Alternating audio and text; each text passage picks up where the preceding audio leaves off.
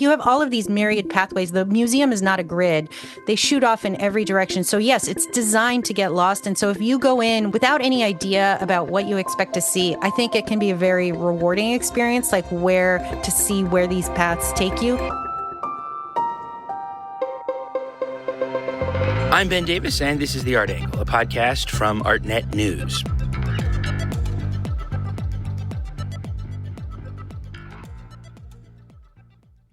Los Angeles has a new museum, or a new vision for an old one. One of the most important museums in the country, the Los Angeles County Museum of Art, has just debuted a long-awaited new building. It's designed by the revered Swiss architect Peter Zumthor.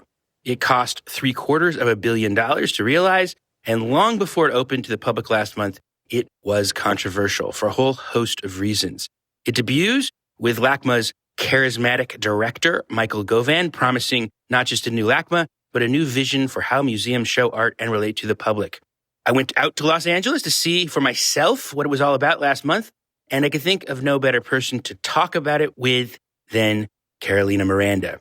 Miranda has the gift of being both a sharp observer of LA art and a gifted translator of sometimes esoteric museum and architecture debate to the public. She has just published an analysis of Zumthor and Govan's vision for City Lab called For Better or Worse, the new LACMA is an instant LA icon. And she is here with me today to talk about what LACMA means for the city and for museums now. Carolina, thanks for being here. Ben, thank you so much for having me. This is so fun. So I thought that I'd start with just LA. As long as I have you here, and you really are someone who I follow to get the lowdown on what's going on in LA. So I just wanted to know, what's the general conversation in the LA art scene about right now?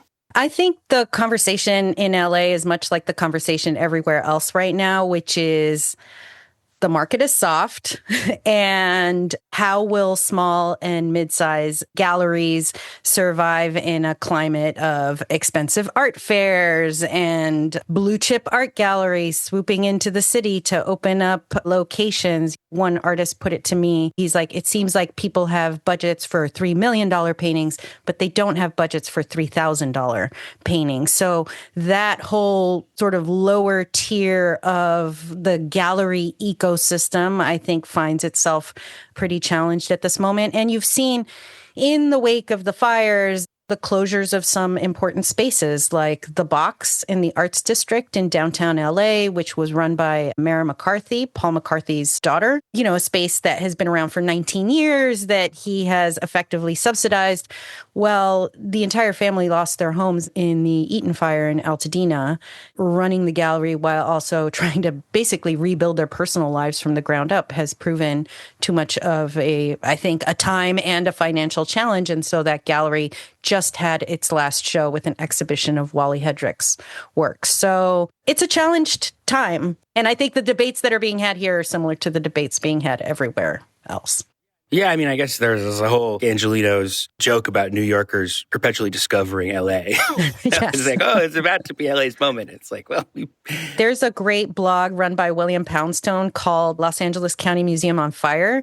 And he has a running column where he excerpts quotes from publications talking about how it's finally LA's cultural moment. LA finally makes it. And they go all the way back to the 60s. Basically, since the 1960s, this story about LA finally making it has been written over and over. Yeah, and I guess LACMA is part of that story, right? Going back to that time. Exactly, 1965. Which you get into in your article. So yeah.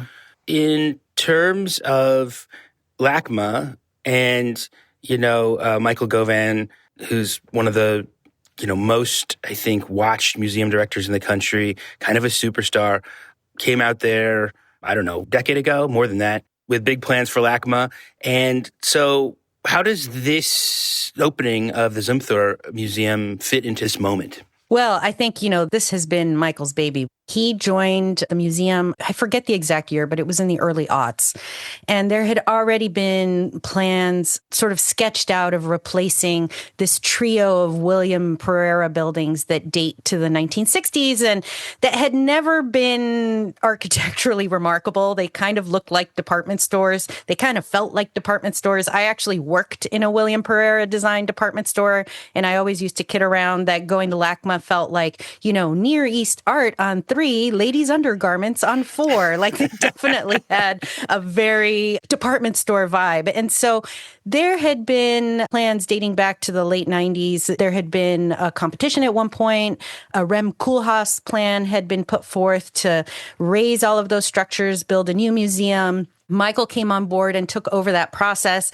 The 2008 recession delayed all of that. And I think at that moment, Michael took the opportunity to kind of rethink the plans from scratch. And that's when it was after then that he started to approach Zumthor with the idea of doing something for LACMA. So this has been something that he has been working on since he got here. And, Michael is one of those directors, who wants to build and building not just a new museum or an expansion was not enough. It had to be something that felt very new, very different, iconic, that would do strange things, which includes being built in the shape of a blob and straddling Wilshire Boulevard and rethinking the nature of art. And so this has been his baby, and it is finally open. So that's when the real verdict is going to happen. So Peter Zumthor, the architect who is behind this kind of a wizardly figure, I take it? Shamanic. I like the word shamanic. Something like that. For people who've never been at a Zumthor museum, which I should say includes me, except for the new LACMA, what's he known for? Why is it important to people that this figure did the museum? He's Swiss. He's a Pritzker Prize winner, so he's quite well known within the architecture community, if not that well known in the United States. And I have not been to his European museums either. Believe it or not, I don't jet set to Europe on the regular on my freelancer salary. Go figure. But he is known for these museum spaces like the Kunsthaus Bergens in Austria that are kind of these temple-like spaces. He works a lot with brute concrete and light and these very sort of austere, simple, minimalist spaces to show art. Now, mind you, the spaces he has worked on are far smaller than LACMA. So, for example, Kunsthaus Bergens, if I'm not mistaken, it's something like, I want to say in the vicinity of 30 to 32,000 square feet. This LACMA building, the galleries alone are 110,000 square feet, and the entire construction is like 340,000 square feet. So this is a massive structure. And so it's bigger than anything he's ever done. In Switzerland, in the mountains, apparently it's supposed to be like, the kind of place where you take your shoes off when you go in, a little bit like entering a temple itself, and known for that style of architecture, yes. Intimacy. The New York Times' architecture critic reviewed the new space. Yes. It was a rave review. And he ends that review talking about an experience he had in this chapel space that Zumthor had done in Europe that's, I gather, some sort of like teepee made out of logs that has like a very interesting like burnt wood finish. Basically what he did in that chapel is he put a bunch of logs in a pile, put concrete around the logs, then burnt the logs. So the logs are no longer there. And what you have is the interior of this chapel space that's in a field with a skylight above where the logs once were. And, the sides of the concrete are kind of singed. They have that patina from the fire. So, these very unusual processes. It sounds very artistic. I mean, it sounds essentially like an artwork. But I guess what I was going to say is I couldn't tell whether Kimmelman, the critic, was like reading back from that experience into the LACMA that sort of had that context of this other sacred experience he'd had with this architecture and was kind of reading that into this space. Yeah. I think there may be some of that in the criticism of this building. You raise a really good point because I have not experienced any Zumthor buildings. And so this is my Zumthor experience. So you could say I came to the slate pretty clean. So the design, you mentioned the scope of this new museum. LACMA is a big deal. I mean, it is a civic institution, a civic centerpiece for Los Angeles. There's city money in the building. It was very controversial in the lead up. I would even say, in a certain sense, there's a certain part of the LA arts and architecture scene that are almost invested in it not working out. What were the controversies? Oh, gosh, there's so many controversies. How much time we got? I think I would start with the process. It's the LA County Museum of Art. The museum is subsidized to a large degree by taxpayers. They get $34 million a year, which is about a third of their budget, a quarter to a third, depending on what year you're looking at, from the taxpayers. So this is a county space. And there was no public process. There was no competition. There was no presentation of plans because Peter does not do competitions. It was like Michael and Peter working together to design this museum kind of in private. It only became public once there was a design to show. And then the environmental impact report is when we found out that, the building was smaller. It's going to be a different color. It's going to be this. It's going to be that. So the process was not very public, which is weird for what is essentially a public museum. So there's that. In the Kimmelman piece, there's a very funny part where he describes being present when Zumthor is pitching to the board and kind of wowing them with his almost outsider architect energy and they're not paying attention and he throws the paper on the floor or something and they all lean in. I thought that was a wild well, that detail. goes back to the cult of the shamanic. Yeah. Around Zumthor. So I think there was the process, which was very closed. There was the question of the building's shape, which people were like, how exactly is this going to work? Initially, the design was all contained on the north side of Wilshire Boulevard, but there was a moment where the building extended over Wilshire and dropped a foot onto the south side of Wilshire onto a property that LACMA owned and that had been a parking lot. And there was a lot of controversy around that. One, because it meant that the museum would, A, now be crossing a public street. Two, would be abutting a bunch of apartment buildings. And three, it raised the question of that sort of financial decision. Property in this part of Los Angeles in Mid-Wilshire, the Miracle Mile, is very, very valuable. Would it make more sense to maybe save that property and use it as a money-generating engine for the museum or for some sort of other structure or their offices? LACMA now has to rent offices because the new building does not have space for their offices. So there was a lot of controversy around how that old parking lot was being used and what it would mean financially for the museum. Listen, I grew up going to LACMA. LACMA was one of the museums you went to on your field trips as a kid. If you grew up in LA in the 70s and 80s, you went to the LA County Museum of Art. You went to the tar pits next door. It's part of growing up here. And I felt a certain love for the museum as an institution I grew up with, but the Pereira buildings were not good buildings. But there were some people that really felt fondly about them and did not want to see them torn down. So I would say that was a little bit of the controversy. And then I think with any expansion project, any building project of this scale, there's the question of price and what is that going to mean for the museum? Because of course, all of these projects are always more expensive than they start out being.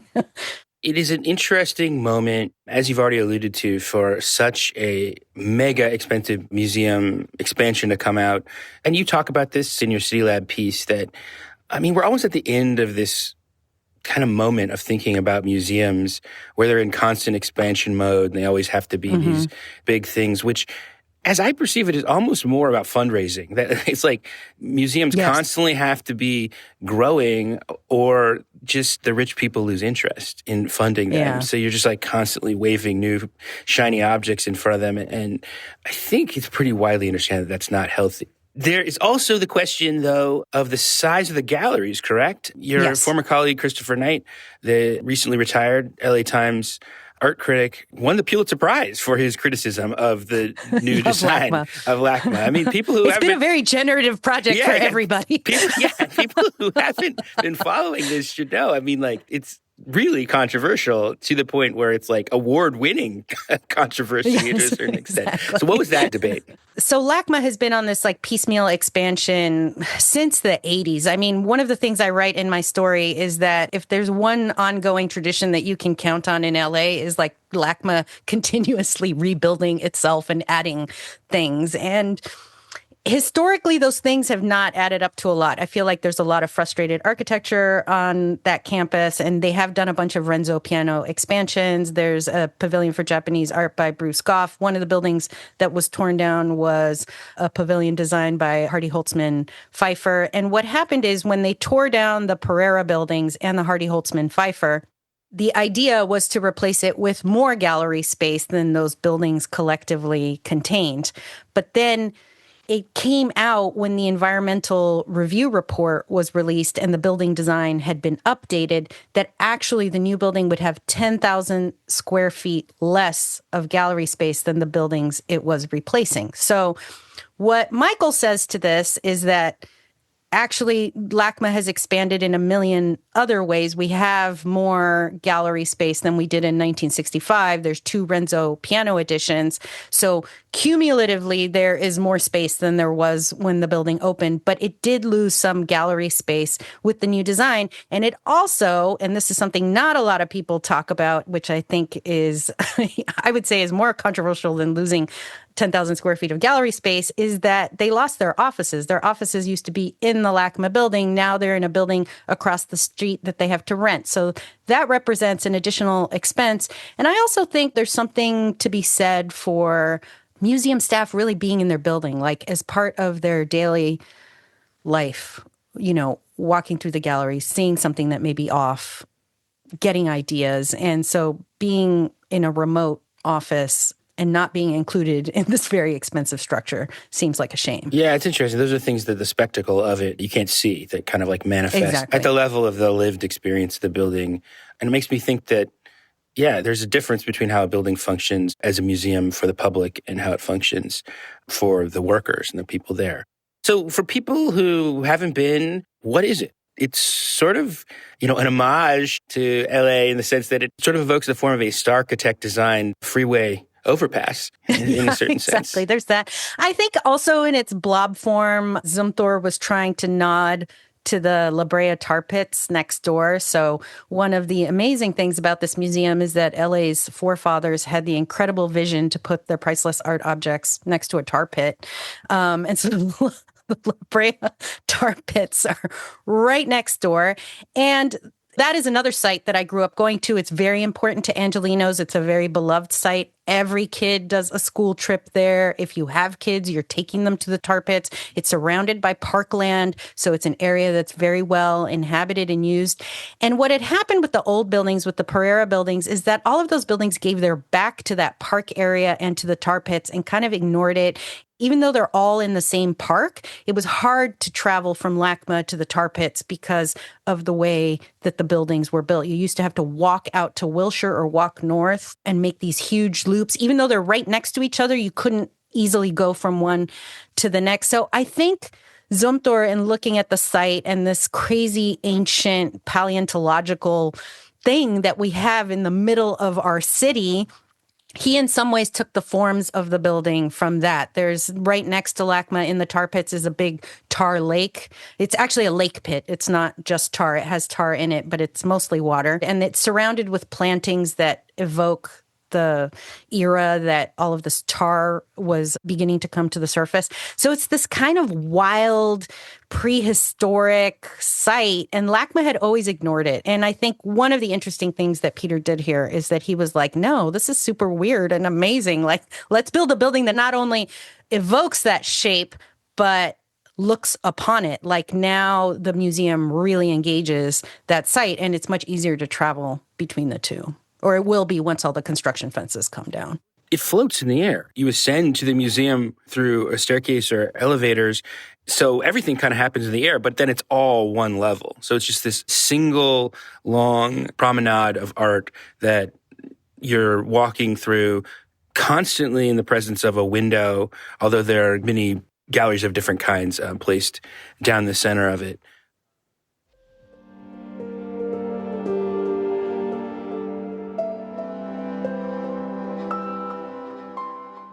I did find it a pleasurable experience, What was your take on it? I've reported on some of the financial issues around this building when I was at the LA Times. So as a good reporter, always skeptical of some of the lines I'm being fed. about the building. But I really wanted to approach it with an open mind, not only for what this represented architecturally, but what it might represent artistically.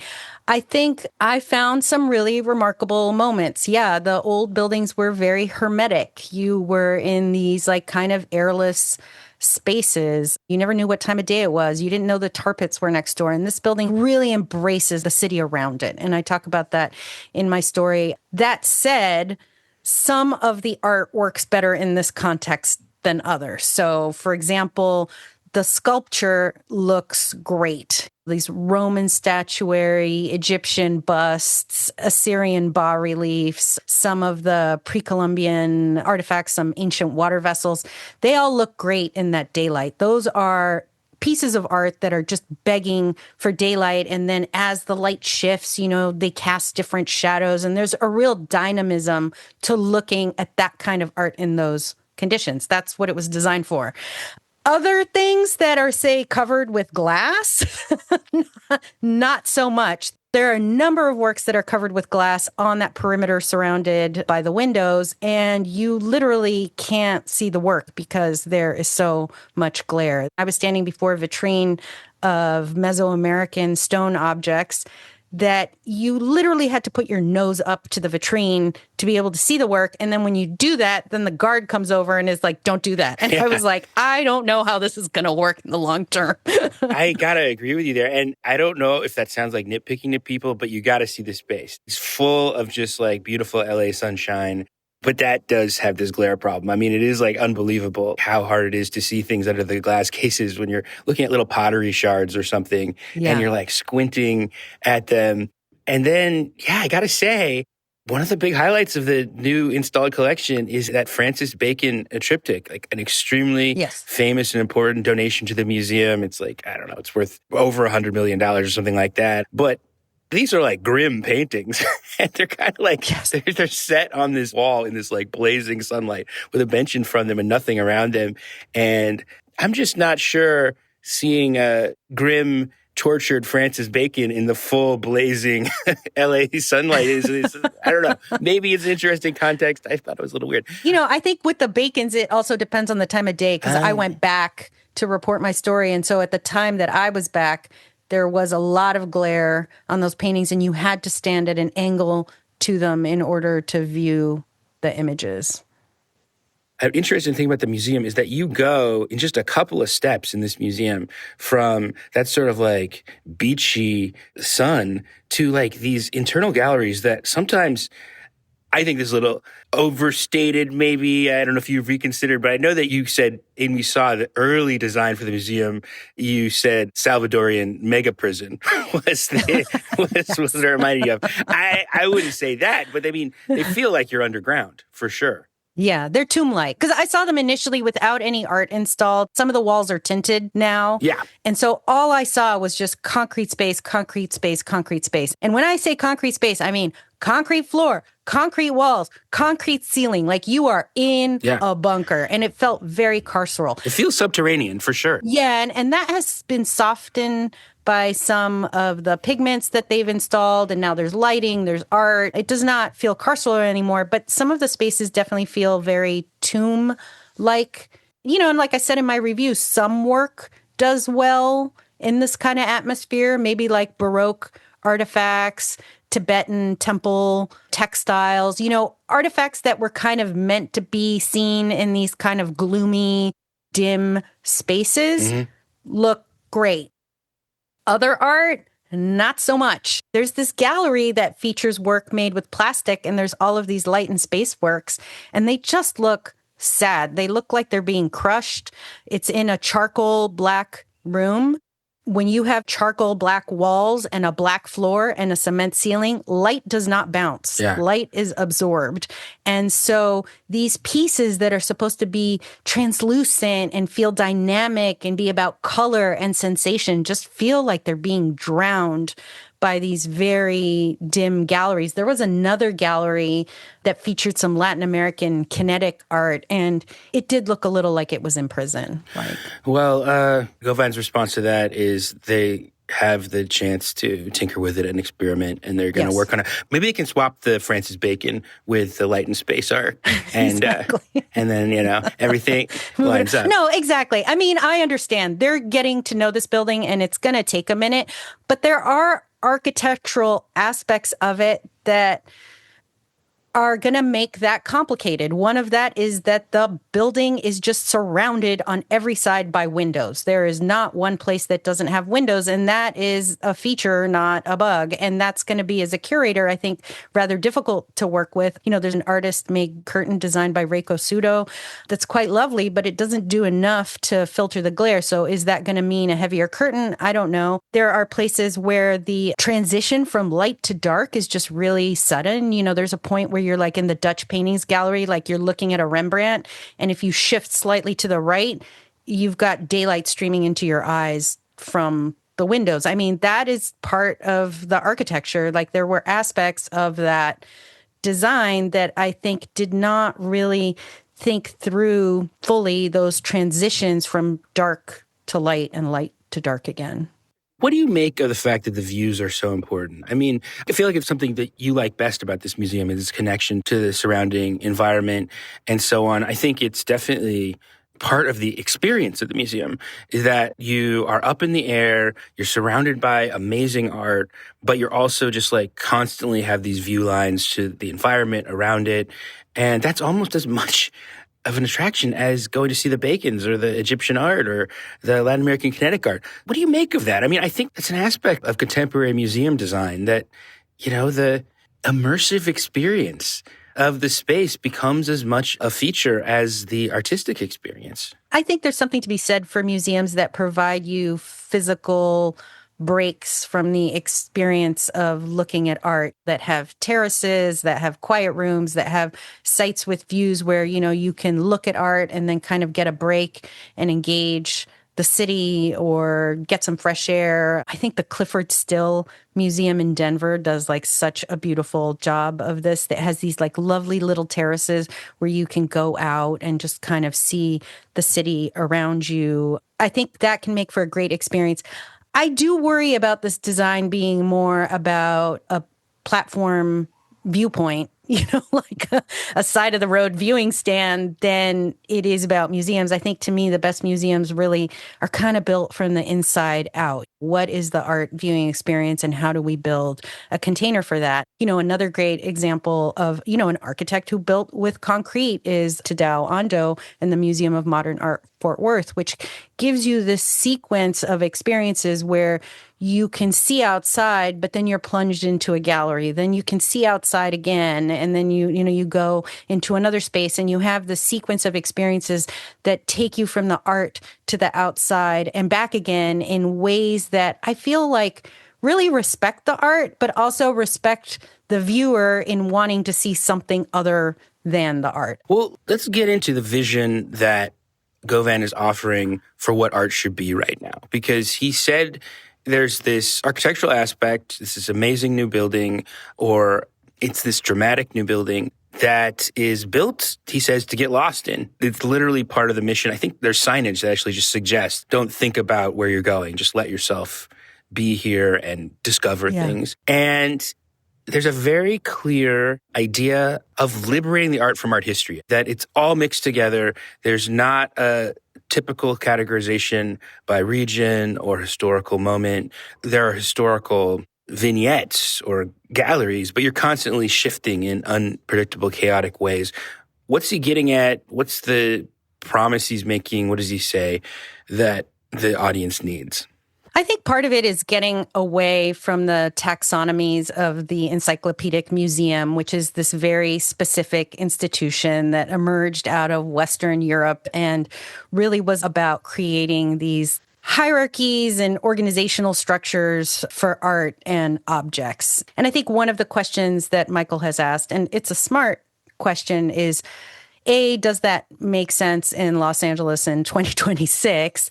And then does that make sense given LACMA's collection? LACMA has not been collecting in the ways that the Met has. It does not have the collection of the Tate in England. It has areas that are weak, like their Egyptian art collection is pretty weak. They came late to Egyptian art. Their European masterpieces is also kind of weak. And so how can you arrange the collection in such a way to kind of rethink a little bit how we think about art history, but also play to the collection strength so that, you don't go into the Egyptian room and then you're kind of like, oh, is this all they have?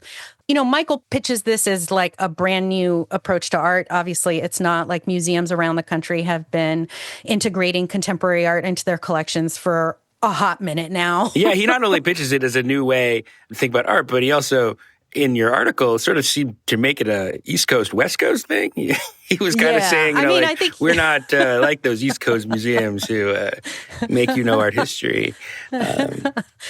There's an aspect of it that harkens to the Cabinet of Curiosities in which you might have a stuffed alligator displayed next to a painting.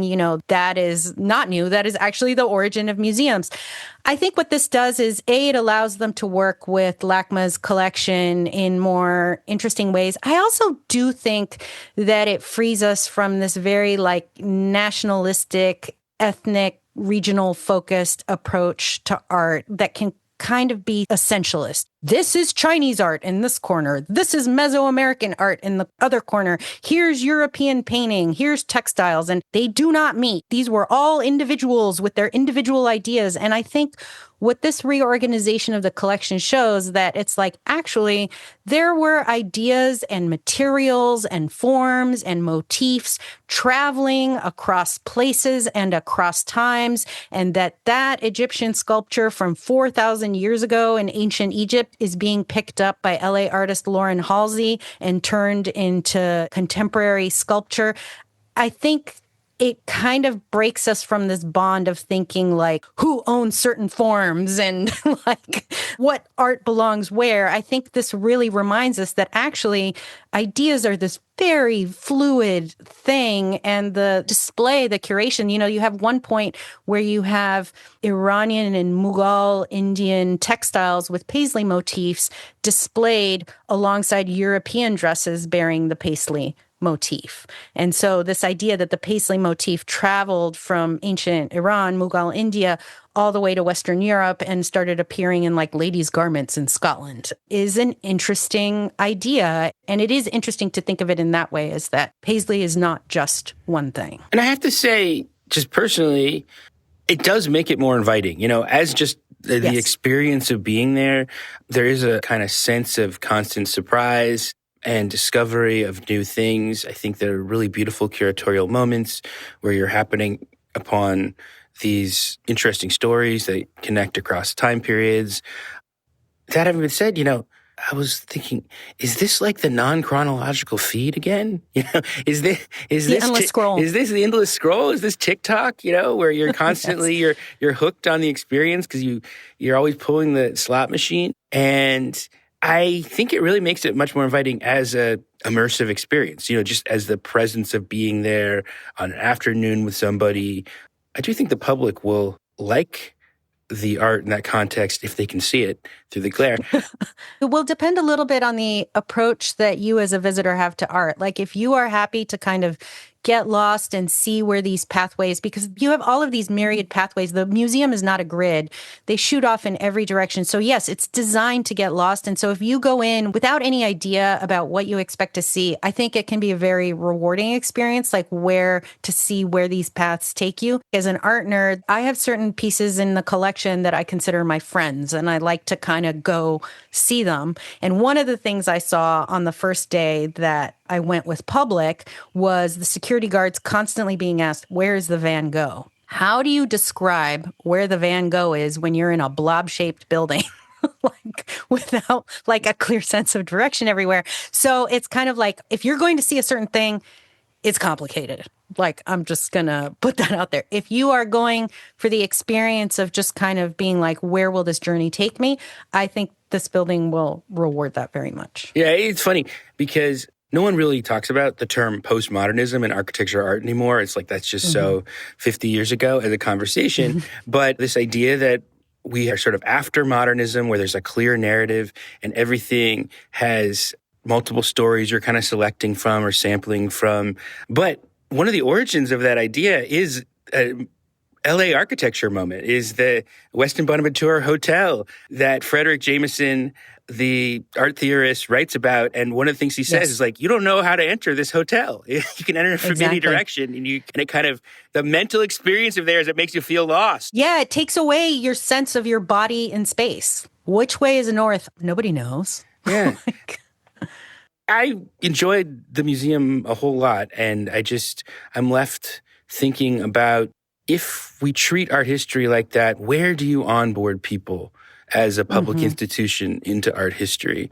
Is your proposition mainly that it's just a fun space to be in, to see cool stuff? Because I do think at some moment you have to have the connection to, like, these objects have really specific stories that matter, that have like a depth that keeps you coming back and thinking about how your own story unfolds in time. And I think that is one of the areas where that's going to need some curatorial work in the coming months, because currently there is very minimal wall labels. There are places where the curators are making these connections, and there were places where I, who write about art and read about art on the daily, I was like, what is going on here? What is the intent? And then there are other places where I think you lose meaning if you don't provide a little bit of explanation. So, for example, in the gallery that sort of addresses the history of the U.S. West, there is a photograph by Ken Gonzalez Day of a tree. It just says Ken Gonzalez Day, the name of the work and the year, and that's it. Well, that photograph is part of a whole series that Ken did that is of California lynching trees, like trees where people were lynched in the 19th and early 20th century. There was, in addition to Black people being lynched in California, a lot of Mexicans were lynched during that time.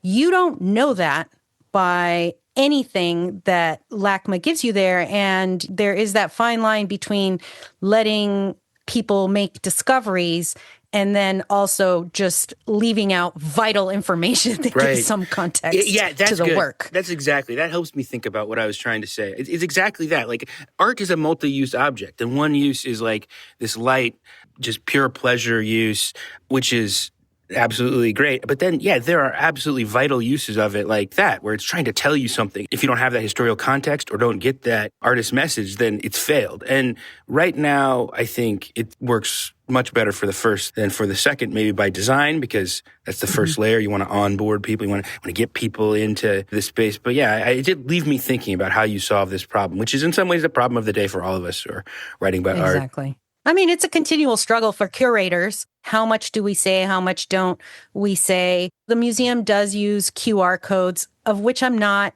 a huge fan. I have a mother-in-law who has a flip phone. And also, when I go to a museum, I don't want to have to be constantly looking at my phone.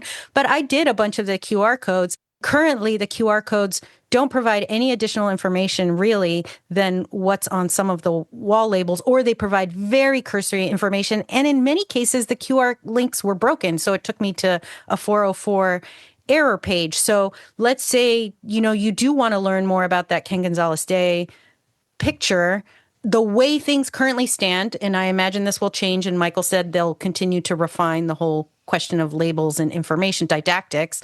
Currently, you can't do that. And so I think of a museum is a place of pleasure, of formal pleasure. It's also a place of education. And right now, the education part is feeling kind of weak. Yes. But you can get a $25 green juice from Erewhon. $21 mango smoothie. Do I look younger after having the Malibu mango smoothie?